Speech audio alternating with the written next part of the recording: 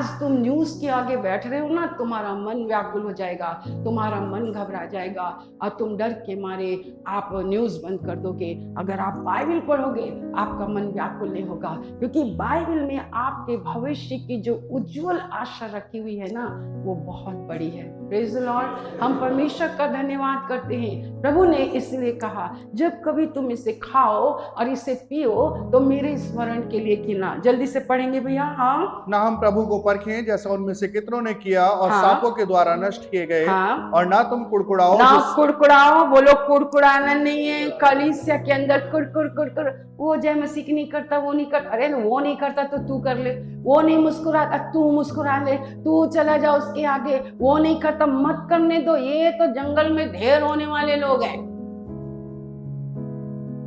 मत कुड़कुड़ाओ, क्योंकि वो चुने ही नहीं गए।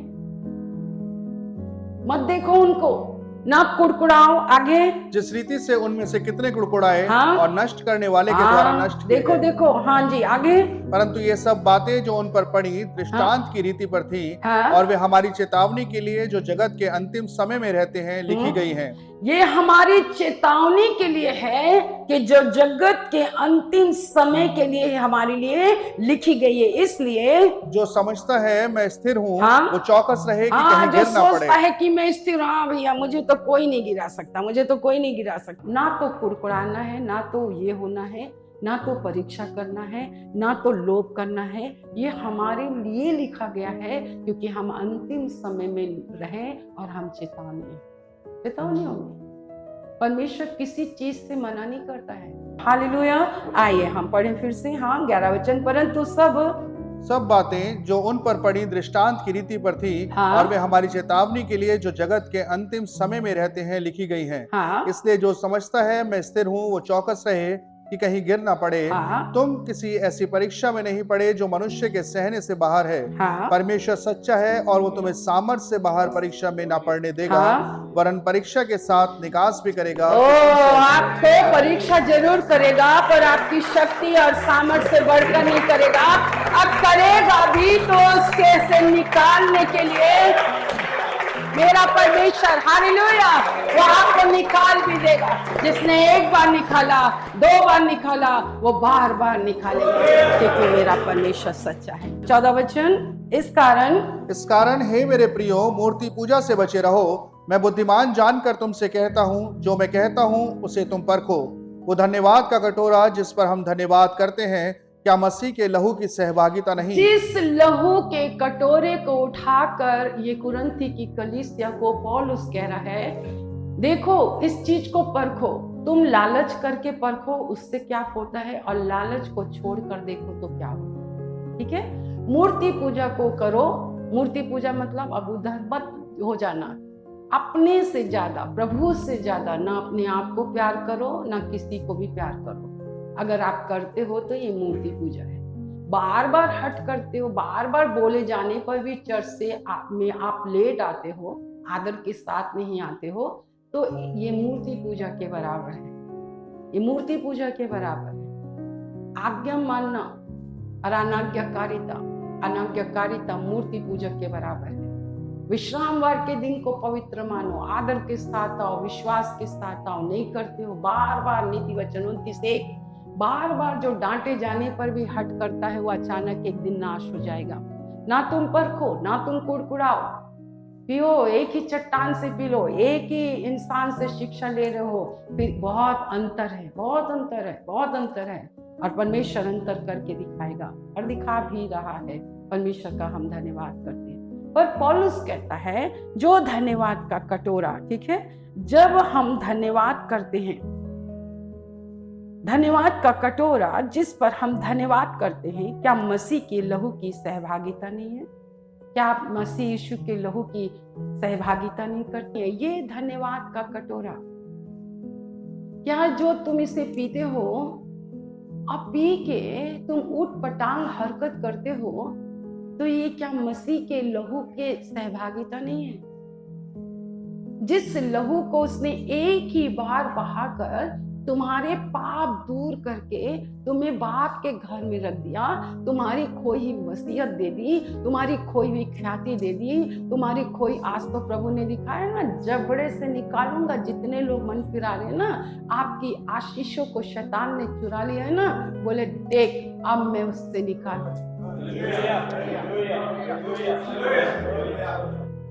मुझे प्रभु ने दर्शन दिया, ये प्रभु का वचन है, ये प्रभु की रोटी है, ये वो रोटी है जो स्वर्ग से उतरती है। क्या ये धन्यवाद का कटोरा नहीं है जो हम यीशु के लहू के साथ हम सहभागी होते हैं? आगे वो रोटी जिसे हम तोड़ते हैं, क्या वो मसीह की देह की सहभागिता नहीं? क्या जो ये रोटी हम तोड़ते हैं एक सिंबॉलिक है कि आपको दिखाया जाता है ना, आज हम तो एक रोटी है, ये देह है, ये देह है मेरी, एक सिंबॉलिक है, एक रूपक है, मसीह की बॉडी है, हम मसीह के बॉडी हैं, हम मसीह की देह के अंग हैं, हम मसीह की देह हैं। इफिसियों की पत्री में पौलुस कलीसिया को कई नामों से पुकारा है। वो हमें दुल्हन कहता है, मैं मसीह की दुल्हन हूं, मैं उसकी पत्नी हूं, मेरा पति है,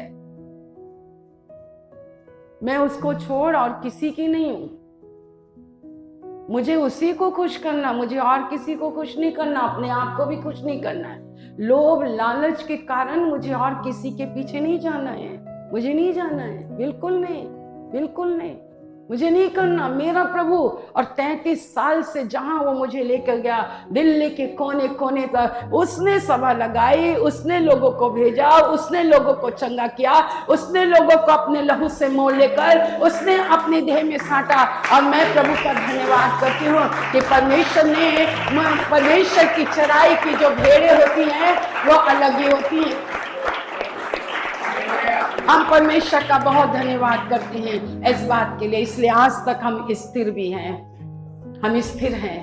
बहुत तेरे आए, बहुत तेरे चले गए, पर हम एक गीली मिट्टी के समान अपने कुम्हार के हाथों में हैं। हम प्रभु का धन्यवाद करते हैं कि प्रभु की स्तुति हम करते हैं। क्या ये धन्यवाद का कटोरा जो यीशु का लहू है, हम उस यीशु के लहू में सहभागी नहीं होते हैं? क्या ये देह जो उसकी है, क्या हम उसके बलिदानों में सहभागी नहीं? सहभागी ऐसे करो, जैसे मैं और मेरा पिता एक हैं, वैसे तुम, मेरा पिता और मैं एक हैं। हम अलग नहीं हैं, हम एक हैं, हम अलग अलग नहीं, हम एक हैं, हम एक ही हैं। हम परमेश्वर का धन्यवाद करते हैं। जब एक हाथ थक जाता है झाड़ू लगाते तो दूसरा हाथ चलता है। हम एक हैं, हम अलग नहीं हैं। जो अलग अलग हैं वो उसके साथ एक नहीं है। हम बैठेंगे, ठीक है? फिर से पढ़ें 16 से। ये धन्यवाद का कटोरा जिस पर हम धन्यवाद करते हैं, हाँ? क्या मसीह के लहू की सहभागिता नहीं? हाँ। वो रोटी जिसे हम तोड़ते हैं, क्या मसीह की देह की सहभागिता नहीं? हाँ। इसलिए कि एक ही रोटी है, तो हम भी जो बहुत हैं एक देह हैं। बोलो एक देह हैं, एक देह हैं। जबकि एक ही रोटी है, इसलिए कि एक ही रोटी है, तो हम, बोलो हम जो बहुत हैं, वो पूरे डाइनिंग हॉल में अंदर बाहर जहां पे भी बैठे हैं बहुत हैं, हम बहुत हैं, परंतु फिर भी एक ही रोटी है, तो हम उस रोटी में हम एक ही हैं। आप अपने आप को अलग समझते हो इसलिए कि आप ढेर होने वाले हो। हम एक हैं, हम अलग नहीं है। बहुत से अंग हैं परंतु रोटी एक ही है, इसलिए हम एक हैं। इसलिए अगर आप इसे नहीं पहचानते हैं और फिर खाते और पीते हैं तो अपने ऊपर आप दंड लाते हैं। आप आत्मिक रीति से बौने हैं, निर्बल हैं। आप आत्मिक रीति से, आत्मिक उन्माद से नहीं भरे हैं, आप उत्साह से नहीं भरे हैं, आपके अंदर जोश नहीं है, आप एक थके थके सा जीवन है, आप निर्बल हैं, आपकी प्रार्थनाएं निर्बल हैं। समय से पहले आप बूढ़े हो गए, आप परमेश्वर की सेवा के योग्य नहीं हैं। जो कुछ आपके पास है वह आपके अपने लिए पूरा नहीं होता, आप प्रभु के लिए नहीं देते। ये एक मसीही जीवन नहीं है। मुंह छिपा के रहना मसीही जीवन नहीं है, ये नहीं है। मैं सबसे पहले मेरा ये जीवन तेरे काम आए। अब गाना नहीं गाना है, हमें गाना नहीं गाना है, ठीक है? ये परमेश्वर का वचन है। आगे जो शरीर के भाव से जो शरीर के भाव से इस्राएली हैं उनको देखो, हाँ। क्या बलिदानों के खाने वाले वेदी के सहभागी नहीं? फिर मैं क्या कहता हूँ, क्या यह कि मूर्ति पर चढ़ाया गया बलिदान कुछ है या हाँ। मूर्ति कुछ है? हमको यीशु मसीह के पास आना है। यीशु मसीह चंगाई देता है। यीशु मसीह के लहू में चंगाई है। यीशु के बलिदान में चंगाई है। जो यीशु के पास आता है वो यीशु उसको चंगाई देता है। कोई मनुष्य के पास जाता है तो मनुष्य उसको चंगाई देता है। 4 दिन की चांदनी और फिर अंधेरी रात। यीशु मसीह तो चंगाई कब देता है? पहले तेरे पाप क्षमा कर और फिर तू विश्वास कर, तू बीमार है ना, खाट में पड़ा है ना, चल खाट उठा। अगर खाट उठाने वाले ने आज्ञा मान ली तो वो चंगा हो गया। मैं कैसे उठूं, मैं कैसे हाथ, अरे मैं तो कई बार बोलती हूँ सूखे हाथ वाले से का हाथ बढ़ा, उसने आज्ञा मानी तो उसका हाथ ठीक हो गया। तुम भी आज्ञा मानोगे तो तुम भी जिंदे हो जाओगे।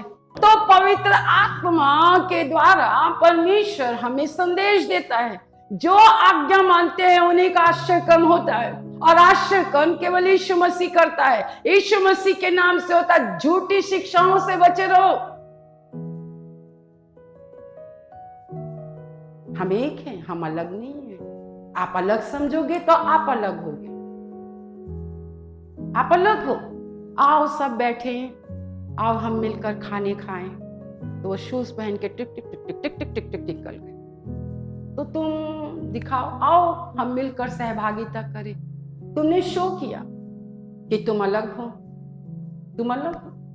सब काम कर रहे, हम नहीं कर रहे, तुम अलग हो। सब परमेश्वर के घर के लिए जल रहे हैं, तुम नहीं जल रहे हो, तुम अलग हो। तुम अलग हो, तुम शो कर रहे हो कि तुम अलग हो। हम एक हैं। खुदा ने हमें चुना है। हम परमेश्वर के सेवक हैं, हम लेवी हैं। इसलिए जब कभी तुम खाते हो और पीते हो तो क्या तुम मेरी देह को पहचानते हो? मैं पूरी मसीह की देह हूं, और इसमें से कौन 2 हाथ है, कौन ये सब चीजें हैं। क्योंकि झाड़ू पकड़ने के लिए मुझे 5 उंगलियों की जरूरत पड़ती है। एक झाड़ू पकड़ने के लिए मुझे हाथ की रेखाओं की जरूरत पड़ती है। मेरी आंख डैमेज ना हो जाए तो मेरे आंखों में पलक है, उसके ऊपर एक कवर है, ताकि ये कवर ये मेरी आंखों को डैमेज होने से बचा के रखे। आज तुम कलीसिया के अर्थ को समझते नहीं हो। इस देह को खाते और पीते समय अगर मेरी देह को ना पहचाने तो वो अपने ऊपर दंड लाता है, और परमेश्वर ने आपके ऊपर दंड की आज्ञा नहीं लगाई है। अब दंड की आज्ञा का कारण परमेश्वर है, पास्टर है, कलीसिया है कि मैं हूं? अरे मैं नहीं, मैं हूं। मैं हूं क्यों? क्योंकि मैंने पहचाना नहीं। ये प्रभु को जानते नहीं है। 20 वचन को हम पढ़ेंगे। तुम प्रभु के कटोरे और दुष्टात्माओं के कटोरे दोनों में से नहीं पी सकते। तुम प्रभु की मेज और दुष्टात्माओं की मेज दोनों के साझी नहीं हो सकते। क्या हम प्रभु को क्रोध दिलाते हैं? क्या हम उससे शक्तिमान हैं? क्या तुम उससे ज्यादा शक्तिमान हो? क्या तुम उससे ज्यादा शक्तिमान हो? क्या तुम उससे ज्यादा शक्तिमान हो? नहीं, हम उससे ज्यादा शक्तिमान नहीं है। अब देखो, अपने चुने जाने के रहस्य को, अपने चुने जाने के रहस्य को आप समझो कि यह नरचित सुसमाचार उसका 15 अध्याय उसके 16 से हम 16-19 हम देखेंगे। हाँ, तुमने मुझे नहीं चुना परंतु मैंने तुम्हें चुना है और तुम्हें नियुक्त किया कि तुम जाकर फल लाओ और तुम्हारा फल बना रहे, कि तुम मेरे नाम से जो कुछ पिता से मांगो वो तुम्हें दे। ओके, 19। यदि तुम संसार के होते तो संसार अपनों से प्रेम रखता, परंतु इस कारण कि तुम संसार के नहीं वरन मैंने तुम्हें संसार में से चुन लिया है, इसीलिए संसार तुमसे बैर रखता है। अब अपने चुन लिए जाने का रहस्य मैं आपको ना ऐसे पॉइंट द पॉइंट दूंगी। ऐसा नहीं कि परमेश्वर की कलीसिया में चुने हुए लोग होते हैं, यस, पर उस चुने हुए लोगों का रहस्य देखो कि परमेश्वर जैसे हमारा पड़ोसी, हमारे रिश्तेदार, मेरा पति, मेरी पत्नी, मेरी बड़ी बहन, मेरी छोटी बहन, मेरे परिवार के लोग, चाहे मुझे कैसे भी देखते हो, कैसे भी समझते हो, चाहे वो मुझे जानते हो, चाहे वो मुझे नहीं पहचानते, पर परमेश्वर ने मुझसे क्या कहा, मैंने तुझे दास होने के लिए नहीं, मैंने तुझे मित्र बनाने के लिए चुना। दुनिया आपको कुछ भी समझे, अब चुन लिए जाने का रहस्य देखो कि मैंने तुमको क्या किया है, तुम्हारे प्रियजनों के बीच से, तुम्हारे पड़ोसियों के बीच से, तुम्हारी कंपनी, चाहे तुमको कोई निर्बुद्धि समझे, मूर्ख समझे, ऐरा गैरा कुछ भी समझे, अपने चुन लिए जाने के रहस्य को देखो, अपने चुन लिए जाने के उस चीज को देखो। तुमने मुझे नहीं, तुमने मुझे नहीं, मैंने तुमसे प्यार करने के लिए चुना है। मैंने तुम्हें प्यार करने के लिए चुना है। मैंने तुम्हें प्यार करने के लिए चुना है। चुने जाने के रहस्य को देखो। घमंडियों के पीछे मत चले, जो चुन लिए जाने के रहस्य को समझते हैं। चुन लिए जाने में घमंड नहीं है, चुन लिए जाने में नम्रता है। उसका अनुग्रह है कि मैंने तुमको चुना है। किस दशा में चुना है? तुमको लोग क्या समझते थे? तुम्हें कुछ नहीं समझते थे, पर मैंने तुम्हें समझा, अपने योग्य समझा। तुम किसी के प्रेम के लायक नहीं समझे जाते थे, पर मैंने तुझसे प्रेम करने के लिए तुझसे चुना, अपने आप को प्रकट करने के लिए मैंने तुझसे चुना। Oh, thank you, Lord. Thank you, Lord. Thank you, Lord. Hallelujah. 7 वचन जल्दी पढ़ेंगे हम। परंतु सचमुच तुम में बड़ा दोष तो यह है कि हाँ, आपस में मुकदमा करते हो। हाँ, अन्याय क्यों नहीं सहते? हाँ, अपनी हानि क्यों नहीं सहते? हाँ, परंतु तुम तो स्वयं अन्याय करते और हानि पहुंचाते हो, हाँ, और वो भी भाइयों को। हाँ, क्या तुम नहीं जानते कि अन्यायी लोग परमेश्वर के राज्य के वारिस ना होंगे? हाँ, धोखा न खाओ, ना वेश्यागामी, ना मूर्ति पूजक, ना परस्त्रीगामी, ना लुच्चे, ना पुरुषगामी, ना चोर, ना लोभी, ना पियक्कड़, ना गाली देने वाले, ना अंधेर करने वाले परमेश्वर के राज्य के वारिस होंगे। हाँ। और तुम में से कितने ऐसे ही थे? तुम पहले इसमें से ऐसे ही थे, इसलिए मैंने तुम्हें चुना। ये घमंड का कारण नहीं है, ये घमंड का कारण नहीं है, ये घमंड का कारण नहीं है। तुम पहले ऐसे ही थे, इसलिए मैंने तुम्हें संसार से चुना। मैंने तुम ही पर चित लगाया, मैंने तुझे चुना, तुझे प्यार करने के लिए, अपना रहस्य प्रकट करने के लिए, मैं तुझे फलदायी करने के लिए, क्योंकि तू ही मेरी महिमा करेगा, तू मेरी महिमा करेगा। वो ये चुन लिए जाने का रहस्य है मेरे प्रियो। मित्र होने के लिए मैं तुझे नौकर नहीं बनाऊंगा। दूसरे लोगों ने तुम्हें नौकर बनाया ना मेरे प्रियो, ना। गलाती 5:1 कहता है, मैंने तुम्हें स्वतंत्र होने के लिए स्वतंत्र किया है। और कुरिन्थियों की कलीसिया में तो इस 7 अध्याय में अगर आप आएंगे, उसके 19 वचन से पढ़ो, ना तो खतना कुछ है, ना खतना रहित, परंतु परमेश्वर की आज्ञाओं को मानना ही सब कुछ है। हाँ, हर एक जन जिस दशा में बुलाया गया हो, जिस दशा में बुलाया गया हो, उसी में रहे, उसी में रहो। यदि तू दास की दशा में बुलाया यदि तू दास की दशा में बुलाया गया है, तो चिंता न कर। परंतु यदि तू स्वतंत्र हो सके, हाँ, तो ऐसा ही काम कर। यदि तू स्वतंत्र हो सके, तो तू इसी दशा में प्रभु में बुलाया गया है। हाँ, क्योंकि जो दास की दशा में प्रभु में बुलाया गया है, हाँ, वो प्रभु का स्वतंत्र किया हुआ है। हाँ, वैसे ही जो स्वतंत्रता की दशा में बुलाया गया है, वो मसीह का दास है। हाँ, तुम दाम देकर मोल लिए गए हो, मनुष्यों के दास ना बनो। मनुष्यों के दास नहीं बनना। मेरे दास बन जाओ, पर मेरा दास बनना तुम्हें गुलामी नहीं है, आजादी है। मनुष्य के दास नहीं बनना, क्योंकि मैंने तुम्हें मोल लिया है, मैंने तुम्हें चुना है, मैंने तुम्हें चुना है, मैंने तुम्हें चुना है। दाम देकर, मोल लेकर मैंने तुम्हें चुना है। ये लहू तुम्हें पिलाता हूँ, ये देह मैं तुम्हें खिलाता हूँ। ये देह, ये खटोरा क्या मेरे साथ सहभागिता नहीं है? नहीं, मैं किसी मनुष्य की नहीं, मैं अपने परमेश्वर के स्वतंत्र होने के लिए अपने चुने जाने के रहस्य को समझो। हालेलुया। प्रभु जी, बीमारों को छू लीजिए यीशु के नाम से। मेरे पिता, जो उन्होंने आपकी देह को खाया और आपके लहू को पिया, सत्य से कमर बांधे, मेरे प्रभु मेल के जूते पहनकर, प्रभु जूफे के साथ, मेरे प्रभु परमेश्वर विश्वास के साथ खाया, यीशु के नाम से वंश की बीमारी चली जाए,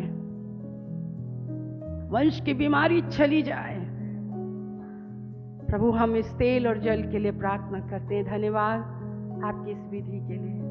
हमने बाइबल में पढ़ा प्रभु कि यीशु चमत्कारी गुरु, यीशु चमत्कार करता है, बड़े बड़े काम करता है। साधारण जल को केवल एक बार दाखरस में नहीं बदला प्रभु, आज साधारण जल को अभिषेक के द्वारा चंगाई की सामर्थ में बदलते हैं, और इस लहू के द्वारा वो और उनका घराना आने और जाने में सुरक्षित है। इसके लिए धन्यवाद। दुष्ट आत्माएं नाश कीजिए, शैतान के तीर बुझा दीजिए, कोई जादू टोना उन पर चलने ना पाए। प्रभु परमेश्वर बहुत बरकत दीजिए। आपने सुना है, धन्यवाद। अब हमारे परमेश्वर पिता का प्रेम, प्रभु यीशु मसीह का अनुग्रह और पवित्र आत्मा की सहभागिता जब तक यीशु बादलों पर ना आए हम सबों के ऊपर होती रहे, और एक साथ कहें आमीन आमीन।